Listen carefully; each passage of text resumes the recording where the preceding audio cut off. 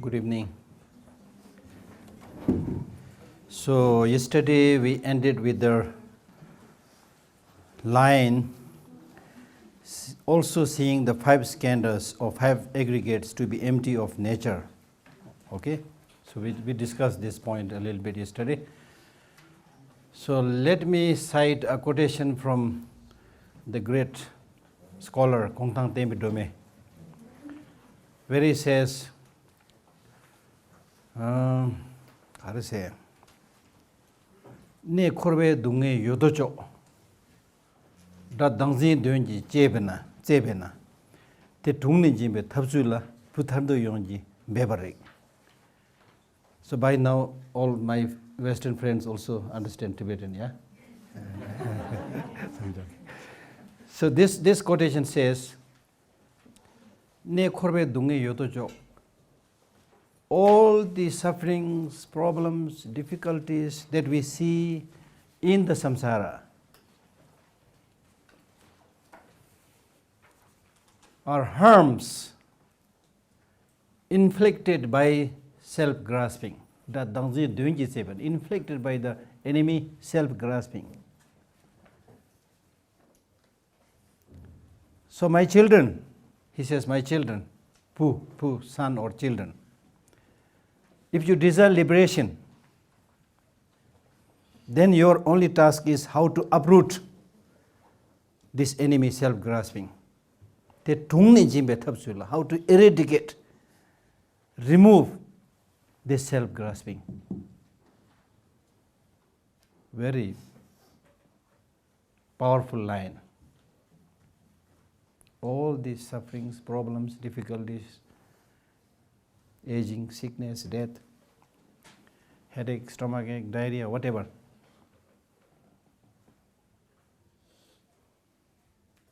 are basically due to the self-grasping. So that self-grasping is the enemy. So therefore your task is how to remove and eradicate this self-grasping. So now here we need to know the meaning of self-grasping. So we need to know the differences between the self that is existent and another kind of self which is repeatedly said in the text as not being existent. Dame. Very soon you will read Migme, Name, Cheme, you will read all those things. So what he is saying is, when he speaks about, in the Buddhist teaching, when he speaks about the selflessness, it's not talking about the non-existence of ordinary self. Ordinary I and self, very much there. You're here, you're listening to me, I'm here, I'm talking to you. So the self is there. The conventional, nominal I and self is there. But then what are we talking about selflessness? So we are talking about different kind of self, which is not there, but our mind perceived and exaggerated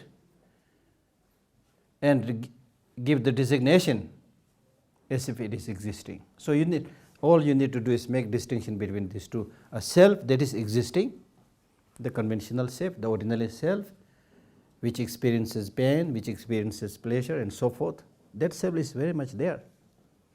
Therefore, we are talking about getting liberation, removing suffering and things like that. So that self is there. But the self which is refuted is a self which is not there, but our mind thought that there is such a self. Now to make this point more clear. So here, selflessness or emptiness basically same meaning. Same meaning. So emptiness is basically like zero. When we see the figure 0, we will start thinking, oh, 0, no value. That's our immediate understanding. But in the true sense of the term, 0 has a lot of meaning. It's full of meaning. If there's no 0, we cannot come with 10 or 100 or 1000. So 0 has value. So both these two concepts, the concept of 0 and the concept of emptiness originated in India. The mathematical concept of zero and the philosophical concept of emptiness both originated in India. So I'm not good in mathematics. Most of the Tibetans are not good in mathematics.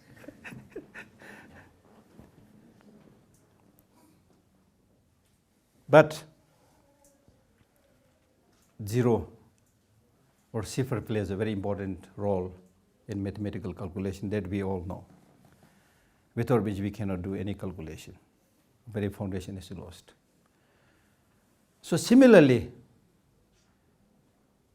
if there's no emptiness, nothing can come into being. Emptiness, therefore, is like zero. It is the foundation for creating so many things. Therefore, Nagarjuna said, to whom emptiness is possible, everything is possible. To whom emptiness is not possible, nothing is possible. Now, this is a very interesting thing. That's why it's so important to understand this concept of emptiness. Realization is difficult, but we need to have some rough idea. So what does this mean? One thing we need to know is things exist. Now let us make it more clear. Things exist, but do not exist independently. Tadi labtuba kugore kandar. Yore inaya ranshin jituba yomare demar tuba yomare. Tadi labtuba kugore. Teach eva de chikche kugore. Things exist, but do not exist independently. I'll not use too many jargons. Let us stick to leg of independent existence. So things exist, but do not exist independently. Why do we need to know this? I explained this a little bit yesterday with the BMW car. The BMW car exists, yes, but it did not exist independently. But to our misconceived, misinformed mind, we think, wow, this BMW car is so nice, existing from its own side. I must have it. See? With this concept of thinking that it exists from its own side, it fuels your negative emotions. I must have it. Wow. When you fancy something, somebody, when you look at it, wow, this person, so elegant. Wow, this watch, so nice. How can I have one like this? You see? We all have this experience. And this can then bring all the difficulties and problems. I'll tell you a story. There's a story of a gentleman. He bought a very nice, latest design car. As I said yesterday, you know, the honeymoon period, you see. He was very, very excited about that car, and we can all imagine how much he had struggled to collect the money to buy it. Anyway, somehow he bought it. And then having bought it in the initial few days, the attachment is extremely strong. There is obsession. Obsession means your mind gets stuck in the object. Okay? So in this honeymoon period or initial period, you don't want anybody to touch your car. Oh, you're touching? Make sure you don't scratch it, you know. You make sure that no dust falls on it. You buy a new cover, you know, put a new cover. This is what we do when we get new things, you see. So there's the story of this man who bought a car, and he was taking this kind of care in the initial days. He had a small daughter. The daughter, because of her innocence, she just goes there and dribbles something, you know, writes something on the car. The father, because of his initial attachment obsession, goes there and says, "What are you doing?" He just pushes strongly. The little girl, he pushes strongly. Unfortunately, the little girl dies there. This is a story, but it will give you a very important lesson. The girl dies there, and what can you do? Now the father had virtually killed the girl. So he was, of course, very, very shocked. But he went to see what this little girl has drawn on the car. The little girl has drawn on the car, "Papa, I love you." See, you can see the blindness when you develop that obsession with something. You become blind, Just like I call it the love of small child with the lollipop, The small kids say like, "Mommy, I need this lollipop, nothing else. I just need this," and they cry for that. So we are a bit like that, you see. We get obsessed with things and we get stuck. So this is the story. But it actually happens in our life with self-grasping, meaning that when you see things, whatever, object, form, color, shape, whatever, when you see this, then you think, "This is so good from its own side, I must have it," When you see these things as having inherent independent existence, then you develop with your friends, relatives, "Oh, my friend, my dear brother, my dear sister, he's the best person in the world." And when you have that little bit of contaminated love towards your brother, sister, you can imagine. You almost spend your whole life with your brother, sister, husband, wife. Sometimes it amazes me, how can you spend your whole life with these people without really becoming enemy? With other people, very difficult. If you want to stay with somebody even for a short time, it's very difficult. "Oh, I wish this guest goes very soon," You're able to live together with your brother, sister, family members because at least you have some love. Love minimizes fault. When you have love, then you try to help others. You don't highlight their faults. When you don't have that love, all you do is highlighting the faults of others. That's what we do all the time. If I praise Ngama Chodagla saying, "Oh, Ngama Chodagla is a very good man, he does something," then another will say, "Yeah, that he did very well, but," you see? Immediately you try to highlight the fault of that other person, you see. That's the thing, because there's no love for other people. But if you understand these basic notions, like nothing has inherent independent existence, therefore, in the true sense of the term, not reliable. And moreover, impermanent, suffering nature. Once you realize all this, when you see the fragility, you see, fragility is a very good word. When you travel to some other countries and if you carry something fragile with you, then you make sure that it is not destroyed in the cargo or with the luggage. And then you have to write a special letter on that, "Fragile, handle carefully." So sometimes I'm tempted to write this note on myself. "I'm fragile, you are fragile, please handle carefully," you see. It's really, that is the truth. You see, we are all fragile, impermanent, suffering, having no independent existence. But do we handle carefully? No. We don't care whether this is damage or break or whatever. You see, when it comes to others, you do the rough and tough. You see, because we do not have this basic understanding. If you have this basic understanding that this person is here for a short time, is not going to live long, and when he is going to die, nobody knows. If you have all this understanding, it will help you change your attitude towards everybody. Of course, I'm not saying that you will become compassionate and loving to everybody overnight, no. But your attitude will change. Maybe slowly, but surely you will change. But when we have this strong self-grasping, thinking everything is independent existence, then as I was saying, towards your relatives and friends, "Oh, they are my friend, relative, brother. How nice they are, 100% nice. I must look after them, I must love them." You see? Attachment, obsession.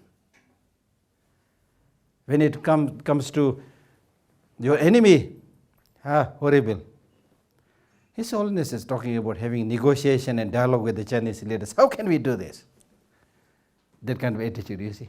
They are horrible, 100% negative, outright negative. The negativeness is existing from their own side. We develop that kind of attitude, you see. So your hatred towards that person is 100%. So in this way you see everything in black and white terms. nothing in between. In Buddhism, we talk about middle way, so there's no middle way. So with this understanding of emptiness, what it is teaching to us is, see everything in a holistic perspective. They are dependent on things, depending upon other means they are depending on multiplicity of causes and conditions. When we say things exist but do not exist independently, that means there is only one way of existence, that is dependent existence. When they exist by depending on others, the object on which they are dependent is not just one cause and one condition. Even for one object, one phenomena, it needs countless causes and conditions for survival. For example, just for us, we need all the 5-6 elements to survive. Then food, sleep, so many things. Others care, others help, your way of thinking, so many things come into being. So if you are able to develop this kind of holistic attitude, then when you deal with other people, you are able to see that wider perspective, not just one thing. Now the problem with our ordinary life is we only see one quality and then equate that with the overall quality of that person. This person is bad, he did this, therefore he is bad.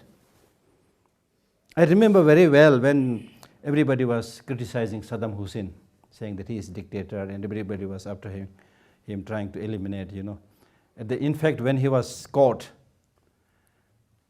when he was hiding in that underground, when he was caught, I was with His Holiness in a very remote place. We had a very small black-white TV, so we were watching that. I remember that very well. So His Holiness was perhaps the only person at that time who said, Saddam Hussein may be dictator, may be very bad, but it is wrong to blame everything to him. Who gave him the arms? Who gave him the weapons? You see, this probably the same people who are criticizing, they give him the weapons. You see? So it's dependent on so many causes and conditions. So we cannot easily blame somebody like that. You see? So therefore you are able to develop this holistic attitude. Whenever you get some problem, you don't just think about one thing and then say, oh, I'm hopeless, I cannot make progress, and then get stuck. No. Okay, in this way, in this case, I'm not so good, but in this case, I'm good, you see. You can see the same thing in many perspectives. And then he follows on, this master Kongtang Temperam, he says, ne korwe dungye yodo jo da dangzin dunji jebe na te tungni jimbe tabzula pyu thardo yo jimbe bare. Ta wen jang thala che rakwe, ten tingi rikwe ngaro ni che rakwe me da dungye dang tung dang me togo rimba mang. Almost like an auspicious thing we are studying, the very difficult one, Heart Sutra, talking about emptiness. But he says, it's important to get rid of this self-grasping. It is important to understand emptiness, lack of inherent existence. But he is saying, but extremely subtle, very difficult to understand.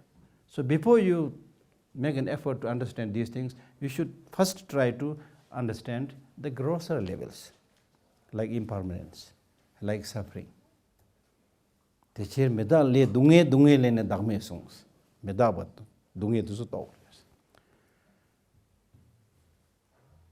the question is, how can we then understand impermanence, suffering? When we talk about impermanence, I spoke yesterday that the first thing that the Buddha taught was impermanence. And he was primarily talking about not just impermanence of everything, but he was primarily talking about impermanence of oneself.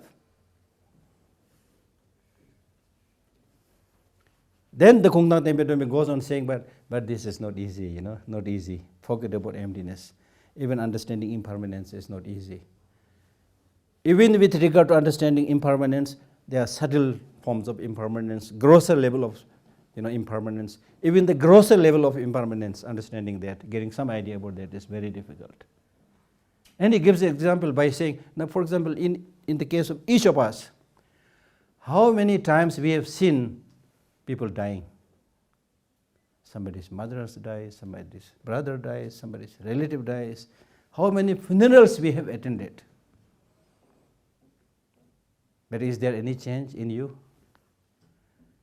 Our normal tendency is just for few, even if you lose your very close dear friend, few days you will yell and shout and feel sad and cry.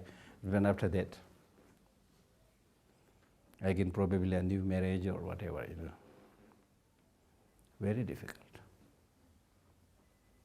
So therefore, if you really want to practice, then you need to learn through your personal experiences. And I remember His Holiness once saying that not only when you see the death of somebody, but even when you see the death of a fly, you should say, I am not different from this. I am also going to die very soon. And there is a story of a ghost and a human being. They become very close friends. So then this ghost possessed some kind of clairvoyance, precognition. So the human friend, he said, I'm a little bit scared of death, but I want to enjoy life also.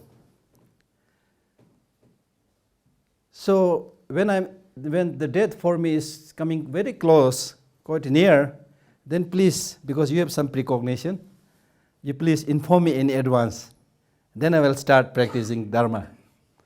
And then the ghost said, okay, of course, sure. Then time passed, and one day the ghost came and said, my dear friend, one member of the family down there, your neighbor, died last night. Then this human friend, he said, oh, really? So sorry. Oh, sorry. But he continued his life as before.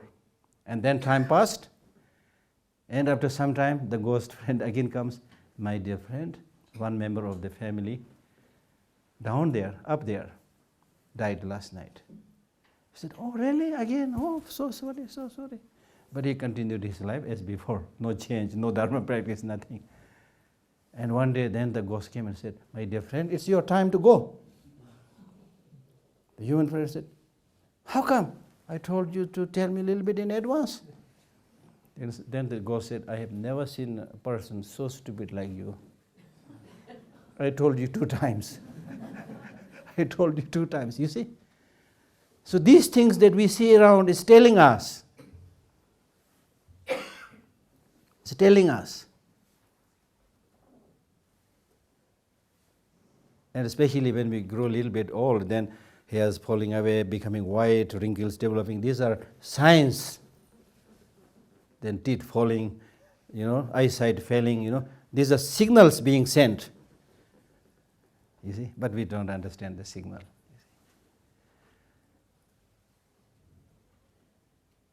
So therefore, it's really important to now with this question of impermanence, emptiness, suffering. Is this something that is this something that's invented by Buddha? No.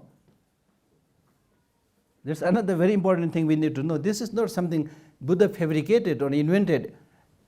It's the way things are. It is there. But despite our wanting happiness and peace, we turned a blind eye and never cared to look about this reality, We started living in a world of imagination, started floating on the cloud, just like Pari, forgetting all the realities, you see. So that's why Buddha was saying, no. You just can't float in the space and live in the imagined world. You must come down and face the reality, accept the reality. That's what he's saying. That's what he's saying. So what is the benefit of understanding the reality, as I explained a little bit earlier, with regard to, for example, impermanence? If you had at least some understanding of impermanence in the sense that we are all going to die. When death is certain, that we are all going to die is 100% sure, unfortunately. But when are we going to die? That is unfortunately not sure. In today's world, people are very good in making appointments. But the Lord of Death will not come here seeking your appointment. When do you want to die? It can be any time, you see. Any time means any time. There's no seniority. It will not be seen whether you have completed your work or not. If you have a project, When the time comes, it will come. It will not see whether you have finished your project or not. It will never say, okay, first you finish your project and then come. He will never say. Have you finished your Dharma practice? He will never say. It will come anytime. So, what can we get from that understanding? And what we can get from that understanding is, I'll give you a very good example which I once read in a old Buddhist text. And this is my favorite. I tell repeatedly to other people how understanding like impermanence and suffering and so forth helps our life, helps in developing loving kindness, in developing compassion. So in that text it says, let us say that there are 3 criminals caught red-handed doing something wrong, and that they are here now standing. Let us imagine that these 3 criminals are standing in front of us. And they will be killed tonight at 10 p.m. Okay? So now they have only few hours to live. They are going to, all the 3 people will be killed at 10 p.m. So they have only 4 or 5 hours to live. So now, because of this particular situation that their death is imminent, they are going to be killed at 10. So within these 4 or 5 hours of life, how should they live? By exploiting each other? By cheating each other? Or fooling each other? By being mean to each other? How should they live? If these 3 people who have only 4 or 5 hours to live, if we see them doing bad things towards each other, like exploitation and so forth, some of us might cry, oh my goodness, how come these people? Their heart must be made of diamond or stone or iron or something, you know. They are to be killed in the next 4 or 5 hours, but still they are so nasty and mean towards each other. You know, don't we say things like that? We understand very clearly. So they should be living harmoniously and very nice towards each other. That's the sensible thing. Okay, clear, very clear, very clear. So he gives this example, and after having given this wonderful example, then he shifts the focus to us by saying, you are not so different from these 3 people. They are gone after 4 or 5 hours, but you will be gone after. Now in this particular gathering, even if I give you a big discount, we will live for another 70 years. After giving big discount. Not more than that. After 70 years, we are all gone. 100% sure. So during this 70 or so number of years of life together, how we should be living together? By being mean to each other, by cheating each other, deceiving each other. Now you have very good understanding, because you've seen this example very clearly. So that is how understanding impermanence, suffering and so forth helps you. Clear? So something like that, you see. When you see suffering people, people who are dying or impermanent, and also people who have no independent inherent existence and thereby fragile, but still thinking they have independent existence, not fragile, I'm not going to die, living in a world of fantasy. You know, when you see all this, all you will develop is compassion. Unfortunately, these people, because of ignorance, they are living in a world of dream, you see. You will develop compassion and love. Or at least you will try your best not to harm others. So this is how Dharma is so beneficial. So beneficial. And what the Buddha found 2,500 years back is now being supported by the scientific findings. Even in the case of particle, the scientists have been, for the last many years, they've been trying to find what they call as fundamental building block, that with this instrument I split this particle is very small, still with this instrument, my eye cannot see, but still with this instrument I can split it and split it. Then I will be able to find that, look, this is the smallest particle. I found it. They've been trying to find that fundamental building block. But now, despite their more sophisticated process of investigation, despite their more sophisticated, instruments, they are finding, oh, I thought this is the smallest. See, here something is popping up again. You see? So they are unable to now say that this is the smallest particle. Because the more you split, the more you find some energy or wave-particle duality, they call it. It looks like a wave, it looks like a particle. So what I'm trying to say is that clearly showing that there is nothing that is existing inherently or independently from its own side. But our ignorant mind sees things like that. And that in turn develops all kinds of negative emotions. So therefore, it is so important to understand this concept of emptiness. So therefore, you need to repeat this mantra by saying that things exist but do not exist independently. Be it an object, be it a person, be it an animal, whatever phenomena it is, they exist but do not exist independently. So once you understand this, if I give you a more clear example, I give you an example. For example, tonight when you go to bed and sleep and get a very good dream, and in the dream you get a dream of winning somebody giving you $1 million. And you are so happy, overnight I become rich, $1 million, But next morning when you wake up, nothing. Nothing, you see. It's like that, what we are experiencing in life. Right now we are dreaming. Dreaming in ignorance. Sanje chomde dela, sanje segdwa. The epithet for Buddha is the fully awakened one. Awake. The Buddha is awake. When we say Buddha is awake, by implication we are saying we are sleeping. Of course you will say, I'm not sleeping, I'm listening to a talk, or I'm going. But again they will say, yeah, you're going, but you're doing kind of sleepwalking,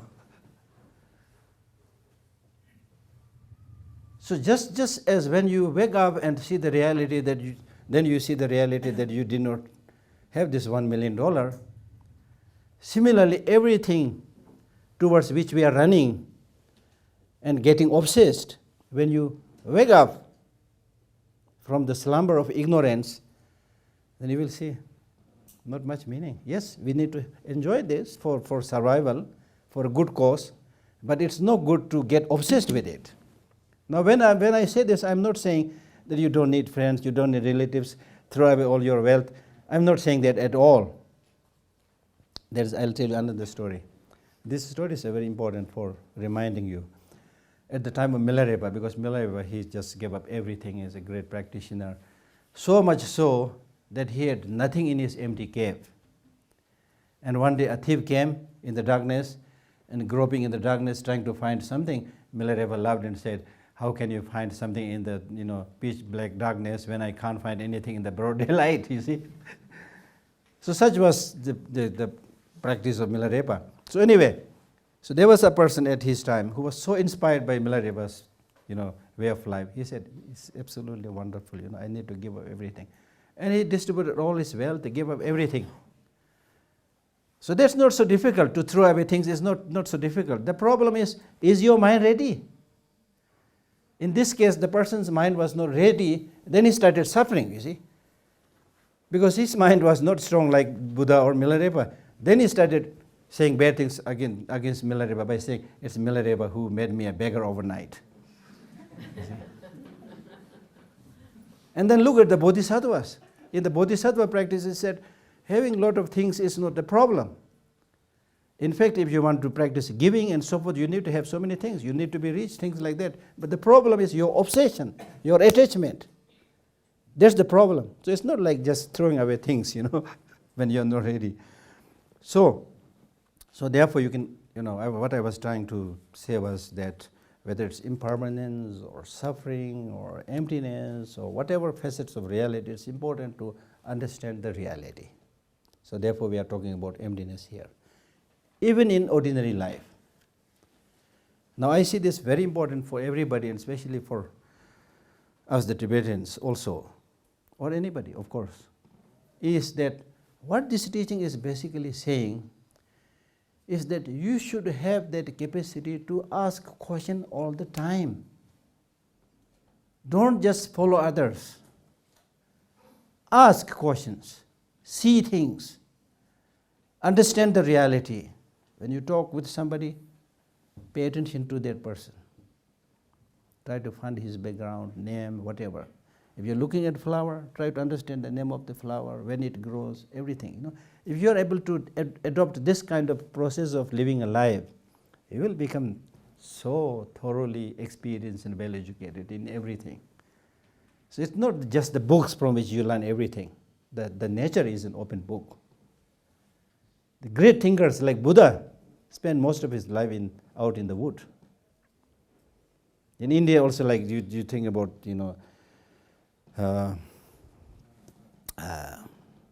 Dr. Radhakrishnan, or you think about Krishnamurti, or you think about Arya Bindu, whatever, And then like Einstein, they've always been studying nature.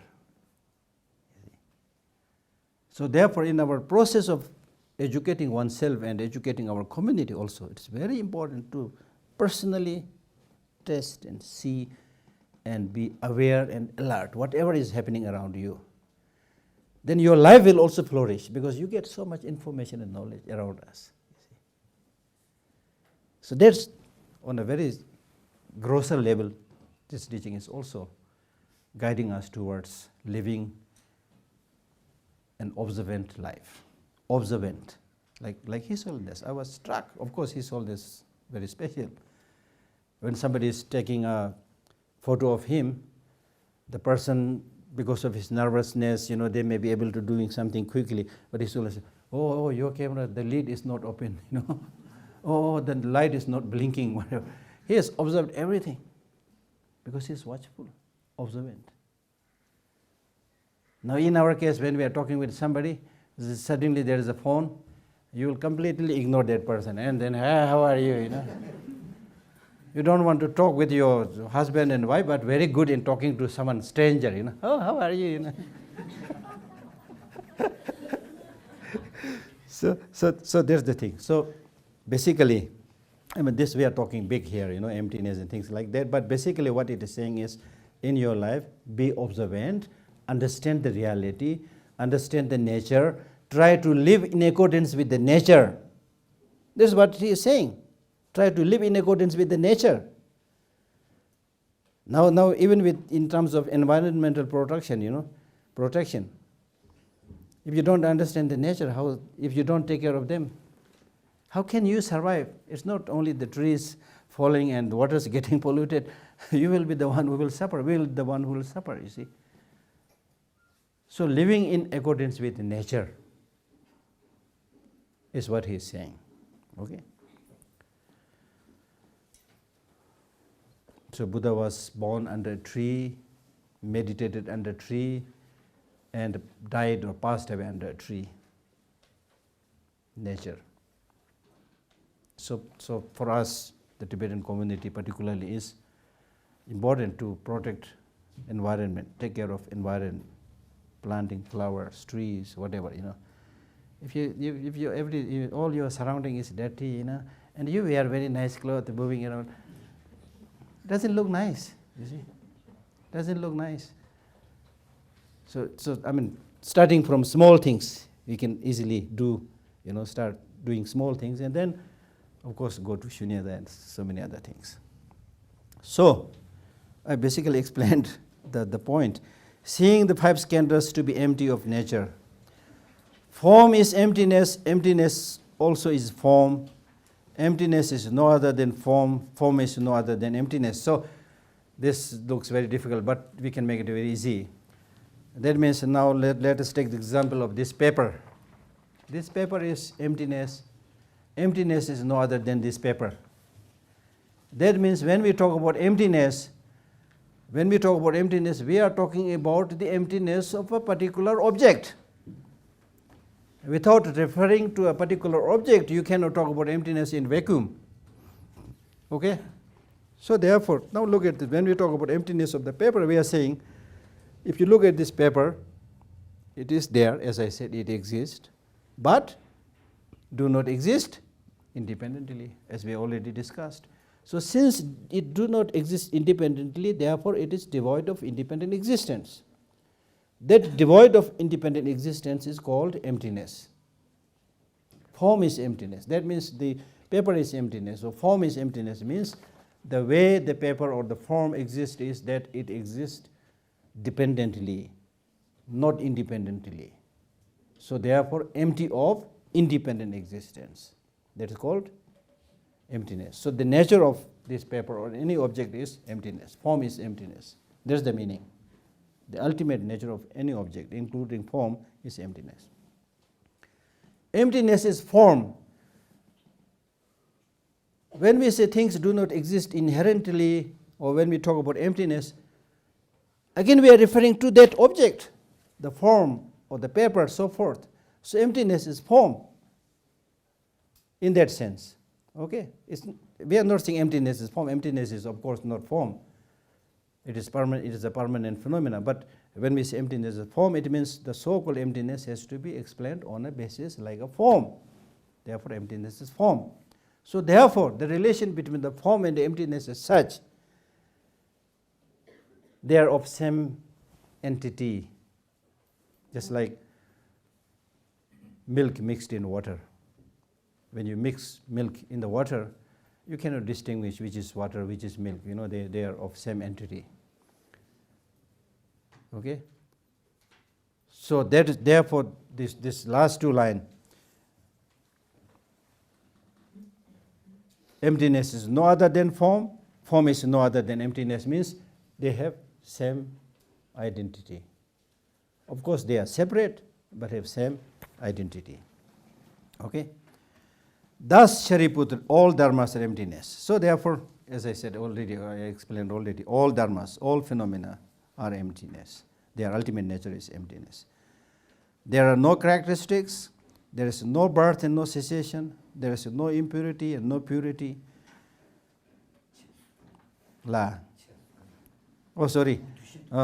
the same way, so just like the form, in the same way, feeling, that means feeling is emptiness, emptiness is feeling, and so forth. Okay? So be it feeling or perception or formation and consciousness, their nature is again, ultimate nature is emptiness. Thus Sariputra, then he summarizes it by saying all dharmas are emptiness. So up to this point he is primarily talking about how to do this meditation on emptiness, or particularly thinking and hearing on emptiness during the first two parts, part of application and part of preparation. Then he goes to the third part, the part of seeing, the process of practice during the part of seeing. As I explained earlier, part of seeing means seeing emptiness directly. When you see emptiness directly, then you have entered the path of seeing. So during that, you meditate on what is known as the doors of, three doors of liberation. Number tharve gosum. Number tharve gosum. Okay? There are no characteristics, basically saying the same thing. Things, there are characteristics. Chechu yorwa ta, chema yorwa, misozu chechu da ta yorwa. Hinaya ranshin yutubi chechu yomare ta yomare. There is no characteristics having independent existence. Of course, there are characteristics, there are signs, but there are no independently existing characteristics. Similarly, there is birth. Yes, we are all born, but there is no birth having inherent existence. There is no cessation having inherent existence. There is no purity, impurity, like the sins or negative actions, those kind of impurities. They are there, but they are not independently existent. That is really good news. If these negative emotions have independent existence, then it's not possible for us to remove them, you see. And purity, the virtuous practices also, they exist but do not exist independently. There is no decrease and no increase, decreasing the negative emotions, increasing the positive emotions. These things can be done, but they do not have independent existence. Okay. So So this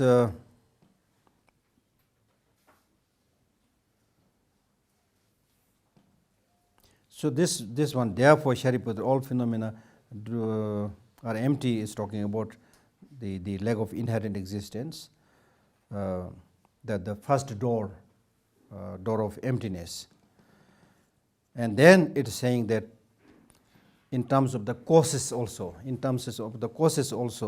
there is no characteristics, and in terms of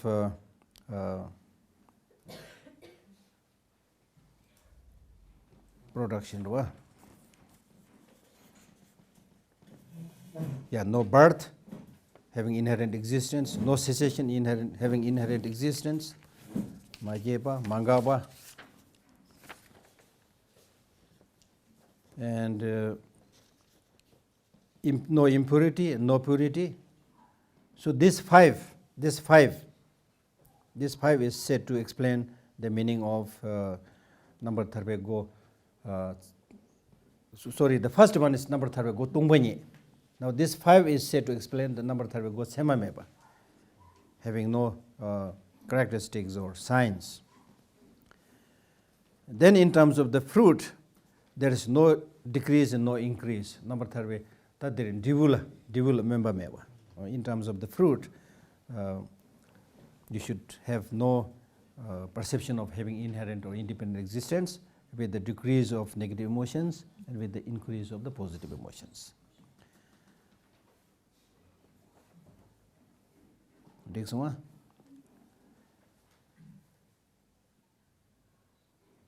And then it goes on explaining about how to practice it during the path of meditation.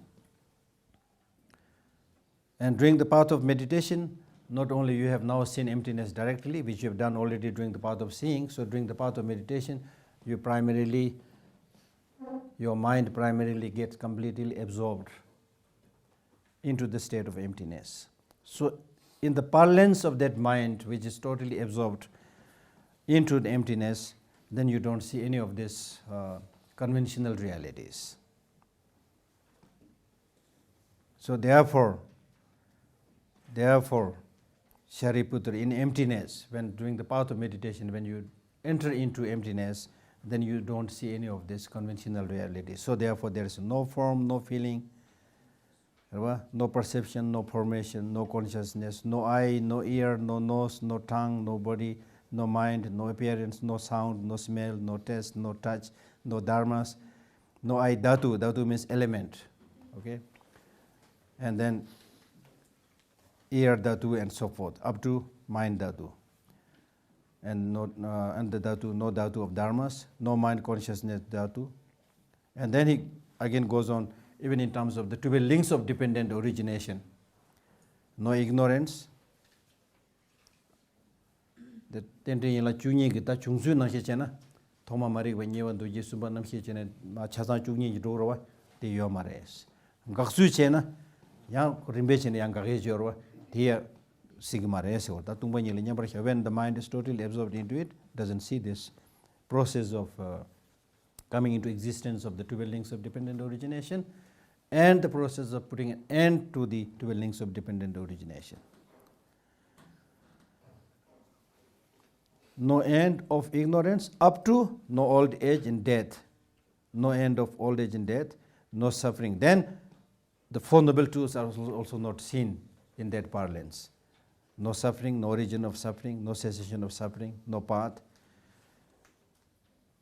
no wisdom, no attainment, no non-attainment. Okay, this is not easy. It is very heavy here. So we need to pay a lot of attention here, do a lot of reading here. I cannot explain everything here. But Shantideva, in his chapter on wisdom, when he explains about how to get rid of the 8 worldly concerns, Jiktin Chuji Pangova. So there he gives an explanation by saying that if you are somebody who is practicing this shunyat or emptiness, or one who is absorbed in emptiness and so forth, thopachi shorchi, then for that person there's nothing you are going to gain or nothing you are going to lose. Ordinarily, we have so many things to lose, and we are very reluctant to give away anything. Very difficult to practice anything like giving, There's this story of a great Tibetan Buddhist master who became a great Buddhist master later on, but in the beginning he was also, like many of us, very stingy. It was impossible for him to give anything to other people. He wanted to keep everything for himself. But he wanted to practice, and he realized how stingy he is. Then he said, okay, I must practice. So what he did was he picked up something by the right hand and gave it to the left hand, not to other people. Then picked up something by the left hand, give it to the right hand, And then gradually he was able to give, not only give, but he became a great practitioner. So we start practicing, there are many ways of doing it, you see. There was another great practitioner who, one day he was in somebody's house, and he saw the tea bag. He said, I need to get some tea from here. He wanted to steal some tea. He put his hand in the tea bag, and suddenly he realized that, I'm stealing, you see. I'm supposed to be practicing Dharma, but I'm stealing. So immediately his left hand came and tied his right hand, which is in the tea bag, and then he said, come, there is the thief, So like that, this is how some of these, great practitioners, they practice. So it's important. So it's important to practice a little bit of giving, and there's so many things we can give. This is another of my very favorite talk. You see, when I go to different countries, I tell them, look, you need to start practicing a little bit of these things. One, if you go into your own house and find how many things you have accumulated over the years, you will find you have 10 pairs of shoes. In some cases, 20 pairs of shoes. In some cases, 100 pairs of shoes. And we keep, we start, accumulating things like that because we have a lot of greed, desire, obsession, of course, number one. Number two, the modern process of advertisement strengthens our greed by saying, you need at least 4 or 5 pairs of shoes. One for jogging, one to go to bathroom, one for going mount climbing, one sport shoes, as we say, So the modern advertisement, their job is to sell everything, you see. And stupid as we are, we say, yes, it looks nice, I must buy it. Again, I'm not trying to turn the clock back, you see. Some of this may be true, but most of the cases, they are only selling things, you see. Selling things. So therefore, what I'm really trying to say is occasionally, if you screen or scan the possessions that you have, you will find that there are a few things which has been lying there during the last many years, thinking that one day I will use it, but it has been many, many years you have never used it, so you are not going to use it. So instead of keeping it in your house, contributing to your headache, and making a mess in the house, you give it. 2 days back, I received a letter, somebody who attended my talk, and I said the same thing there. Just 2 days back, I got an email from her saying, Geshe, thank you. And she mentioned that, Geshe, you said about this, giving something which you don't really need. Then I started giving some of the things which was lying in my house that I was not using, so I started giving it. And she said, those things were lying in my house, almost like redundant and useless for so many years. But when I give this to those beggars and poor people, they got so excited. They showered her with kisses. Thank you, madam, thank you, whatever. So she said she was so happy. You see, there's the thing. I'm not saying if you're not ready to give, your expensive things. But in the process of cleaning things,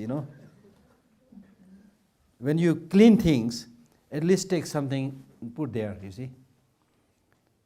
Many of the Westerners have very good habit about many of those things. but we don't have that habit. So some of these good habits we have to pick up, you see. So this is related to cleaning also.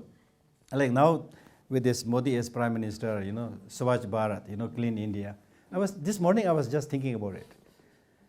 I was not able to get sleep. I don't know what happened, so I woke up at 4. So I was thinking about it. So in this campaign of cleaning India, what they are doing is everybody is coming there and using jaru and cleaning. Then I said, this is not the process. Because when you come in the street cleaning, it almost gives the implication that others should keep on throwing the rubbish. You see?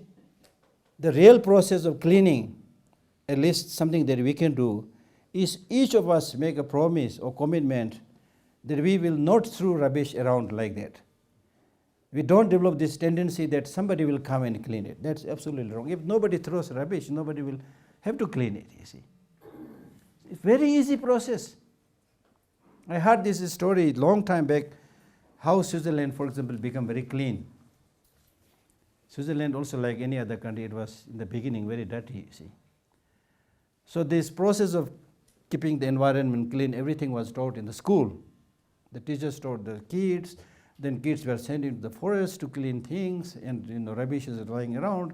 So gradually the kids picked up that habit, and when they came home, so their elderly parents, throwing the rubbish around, Ma, you can't do this, My teacher said this is very bad, things like that. And then elderly people, of course, you don't need to tell them repeatedly because they have life's experience, you see. So this is how Switzerland became clean, and many other countries became clean. So therefore, again, you can see that whether it's making the environmentally, clean or whatever, it's all related to the mind, your way of seeing others, your way of contributing your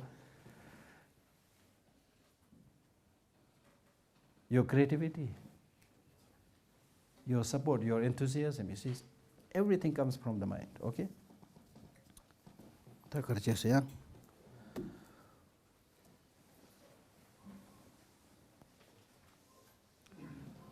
Okay.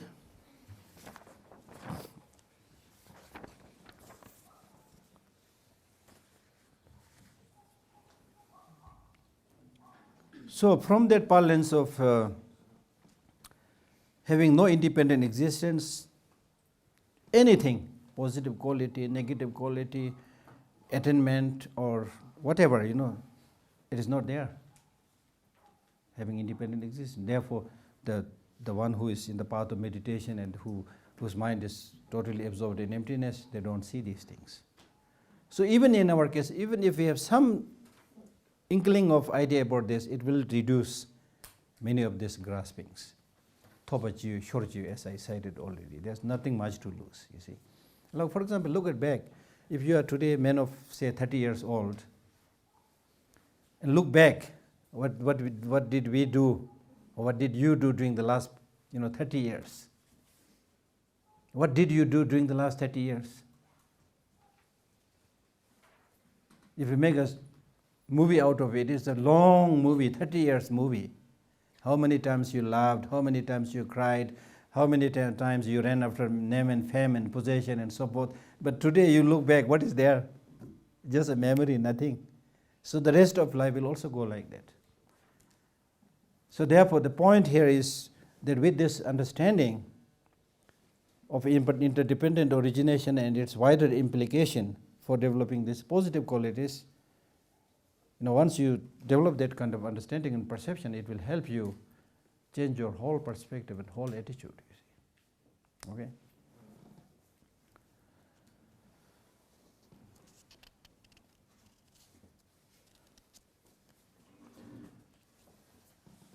Therefore, Shariputra, since the Bodhisattva have no attainment, they abide by means of Pranjana Paramita.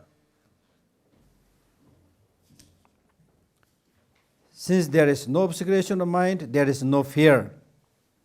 See? Since there is no obscuration to the mind, there is no fear. We get a lot of fear all the time. I'm going to die, you have fear. I'm going to get this problem, you have fear. From where does this fear arise? These fears arise because of your misconception of reality. This body is impure, but we have the misconception that this body is very clean, absolutely clean. My body is very clean. I must take care of it. Develop all the possible grasping towards it, you see. And because of this grasping, something little unwanted happens to your body, you develop fear. Oh, I might die, Fear. This whole psychophysical aggregate is in the nature of suffering, but we don't understand that. We think everything is okay until you get a very strong illness and pain. Normally you don't understand. The bigger, sufferings you don't understand. Therefore we think everything is okay. There is happiness. Because there is no happiness, very soon it will show its true color. Suffering will start coming in its manifold forms.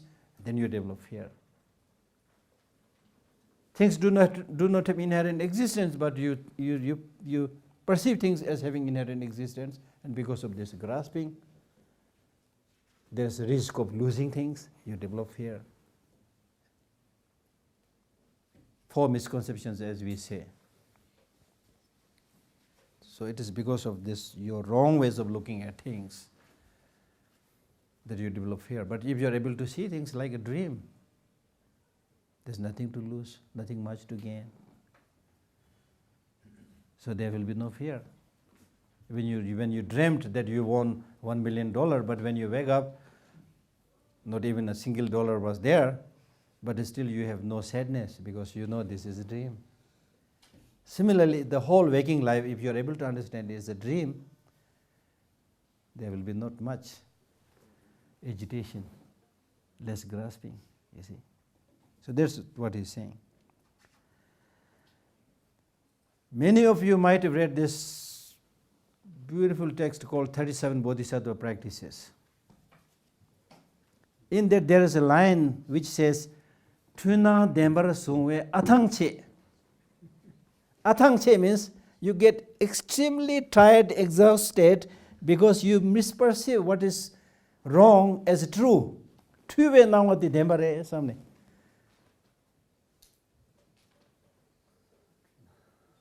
Just like trying to catch the rainbow.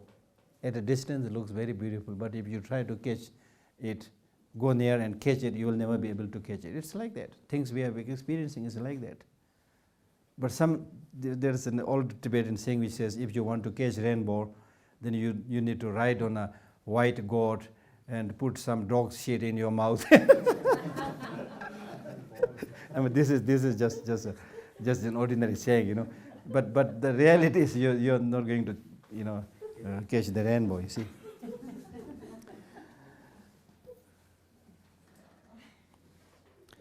Because this is very important. This was, when I read this line, it was very, hitting. Since there is no obscuration of mind, there is no fear. Similar, diva mebe takwa mes. Diva yona takwa yos. Dirwa diva de karita chinji logilo this. They transcend falsity and attain complete nirvana.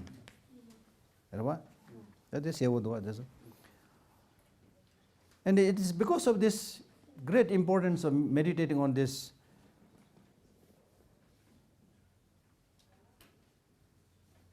emptiness. All the Buddhas of the 3 times, by means of Pranjana Paramita, fully awakened to unsurpassable, true, complete enlightenment. That is to say, without depending on this path of Pranjana Paramita, there's no way you can achieve complete enlightenment. There's no other possibility. Whether you want to do Sutric practice or Tantric practice, this is the one which is the real antidote against ignorance. The wisdom understanding emptiness is the real antidote against ignorance.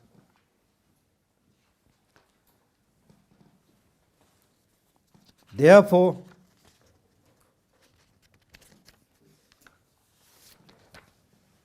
therefore the great mantra. This is, so the mantra will be, mantra is down, little bit down after few lines. Om gati gati par sam gati buddhi soa. So saying this mantra, therefore, he's saying that therefore now I'm going to explain this great mantra, gati gati par sam gati buddhi soa. And he's explaining the importance of this mantra. Therefore, the great mantra of the Panchaparamita. Now, although we use this word, mantra, nga, but this is, many scholars, they say this is not the mantra or tantra that we normally talk about when we receive, like Kalachakra Tantra or Guha Samaja Tantra, not same.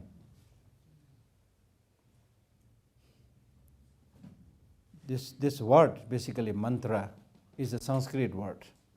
Man, mind. Mera man khush nahi hai. Man.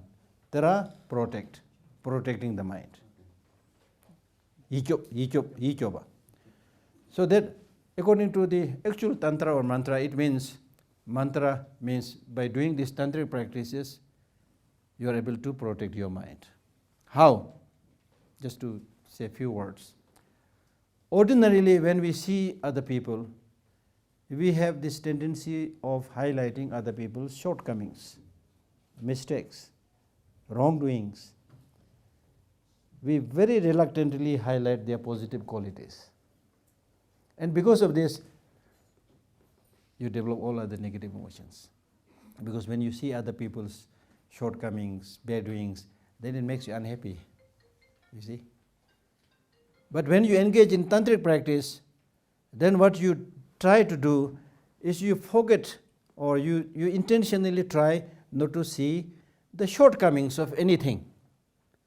Therefore, you visualize yourself as a deity. And you visualize the whole surrounding as a mandala, perfect, the palace of enlightened being. So the palace or the house, the mandala is perfect, that you are a deity inside, you are perfect. So everything is perfect, then there's nothing to complain. When there's nothing to complain, then why get angry? Why get unhappy? So it is in this way you will stop developing these negative emotions.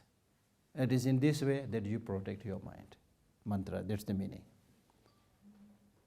So there's a bit of similarity with these practices of wisdom perfection, that definitely it will also help you remove many of these mental afflictions. So therefore it is called mantra, but not equal to the tantra that we normally say.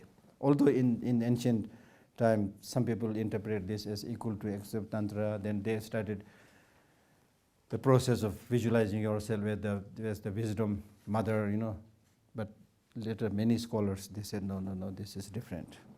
But we can do more research on that. Okay, now we stop here, I think.